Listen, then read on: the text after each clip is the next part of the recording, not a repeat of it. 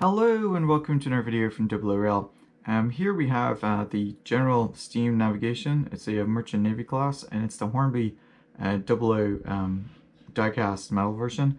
And this is a quick video to take a look at a small problem that it had right out of the box. You can sort of see here the tender is kind of sticking up in the air. And the reason for that is when I push down on the tender, the unflanged wheels here lift up off the track. But it's actually too heavy. The logo here is just simply too heavy for the tender, and the tender is too light.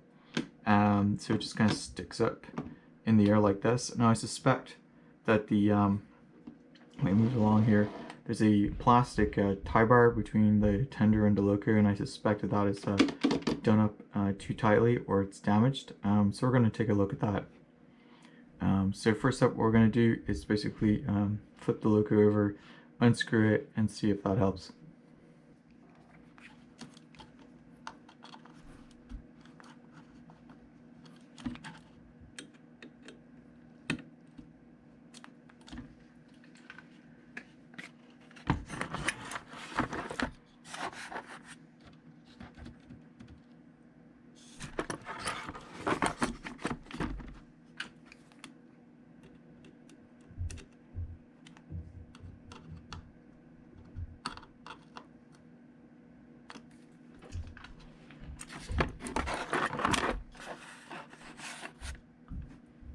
Alright, that's looking a little more promising, so let's put it back on the track and see what happens.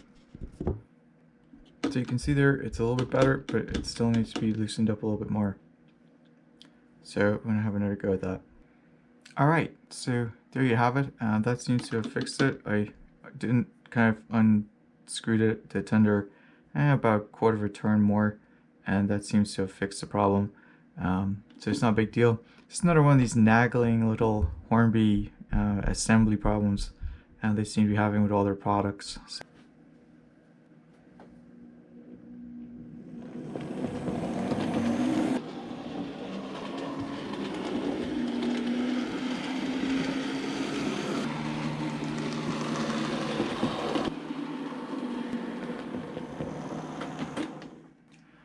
Alright, so there you have it.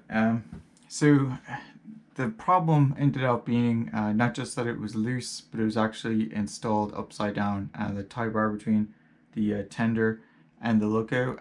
It's actually made of metal, and so I thought maybe it was bent, but it's actually designed that way. So I'm not going to take it off because it was a real pain to get it on and off. But basically, it was installed like this. So this was the tender end, and this is the loco end. And so it was sort of just installed like that, and what it really needed to be was installed like this. So all I did was undo the two screws, take it out, and notice that it was not, I thought it was going to be bent, but it was actually made of metal, and it looked like it was intentionally bent that way. So I decided, rather than trying to mess bending it or something like that, I figured it was probably just installed upside down. So I flipped it around, installed it like that, and now the loco is working perfectly. And one other thing I did also have to do was I did have to gauge the front bogie.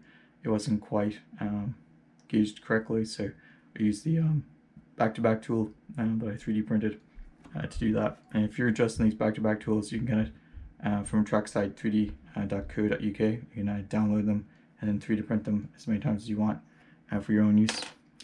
Alright, so that's it for today's video. Hope you guys found it useful.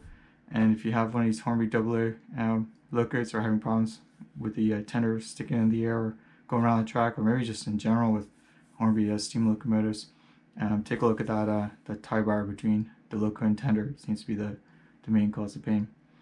Alright, so that's it for today's video. Hope you found it useful, and until next time.